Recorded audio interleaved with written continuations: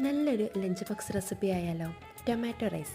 ഒരു കുക്കർ അടുപ്പത്ത് വെച്ച് ആവശ്യത്തിന് എണ്ണ ഒഴിച്ച് ഒരു അര സ്പൂണ് കടുക്, അര സ്പൂണ് വലിയ ജീരകം, ഒരു ഏലക്ക, ഒരു കഷ്ണം കറുവപ്പട്ട, 2 ഗ്രാമ്പു ഇത്രയിട്ട് വഴറ്റാം. ഇതിലേക്കൊരു ചെറിയ സവോള, ഇഞ്ചി വെളുത്തുള്ളി ചതച്ചത്, ഒരു പച്ചമുളക്, കറിവേപ്പില, മല്ലിയില, പഴുത്ത 2 തക്കാളി ചെറുതായിട്ട് അരിഞ്ഞത് ഇത്രയിട്ട് നന്നായിട്ടൊന്ന് വഴറ്റിയെടുക്കാം. ആവശ്യത്തിന് ഉപ്പും ചേർത്ത് കൊടുക്കാം.